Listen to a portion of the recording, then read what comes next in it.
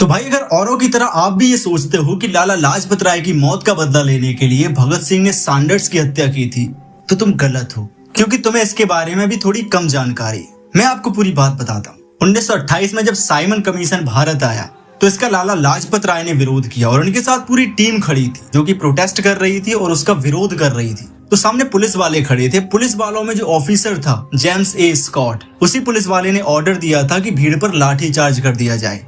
याद रखना उस ऑफिसर का नाम क्या था, जेम्स ए स्कॉट। उसने आदेश दिया था कि इन सभी लोगों पर लाठी चार्ज कर दो और उसी के ऑर्डर पे सभी लोगों पर लाठी चार्ज कर दिया गया।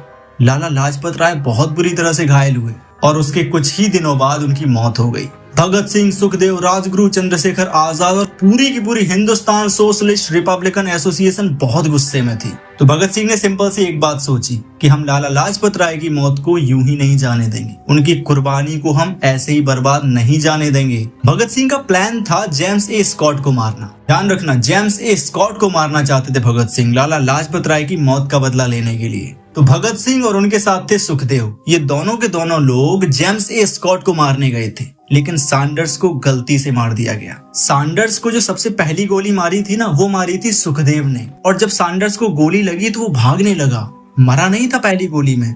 उसके बाद फिर गए पीछे से भगत सिंह और उन्होंने 3 गोलियां एक के बाद एक दाग दी उस पर और उसी जगह पे सैंडर्स मौत को प्यारा हो गया। भगत सिंह किसको मारना चाहते थे? जेम्स ए स्कॉट को, लेकिन सैंडर्स बीच में मारा गया। जब भगत सिंह से कोई सवाल पूछता था कि तुम शादी कब करोगे, तो वो एक ही जवाब दिया करते थे कि मेरी शादी ऑलरेडी हो चुकी है, मेरी शादी हो चुकी है आजादी से, स्वतंत्रता से। और दूसरी तरफ जब कोई चंद्रशेखर आजाद से पूछा करता था कि तुम्हारी शादी कब होगी, तो चंद्रशेखर आजाद भी बहुत प्यारा जवाब देते थे। चंद्रशेखर आजाद भी कहा करते थे मेरी भी शादी हो चुकी है बमतुल बुखारा से और वो मेरे साथ हमेशा रहती है। जानते हो बमतुल बुखारा कौन था? वो उनकी पिस्टल थी जो उनके साथ हमेशा रहा करती थी। आपने भी देखा होगा ना, चंद्रशेखर आजाद एक बंदूक को लेके रखते थे हमेशा अपने साथ, उसी का नाम उन्होंने रखा था बमतुल बुखारा। और उन्होंने ये भी कहा था ये मेरे साथ मेरे मौत तक चलेगी। उनकी मौत तक उनकी बमतुल बुखारा ने उनका साथ दिया। और आज चंद्रशेखर आजाद का ही शहीद दिवस है। तो आओ दोस्तों, आज हम सभी लोग चंद्रशेखर आजाद को उनकी शहीद जयंती पर नमन करते हैं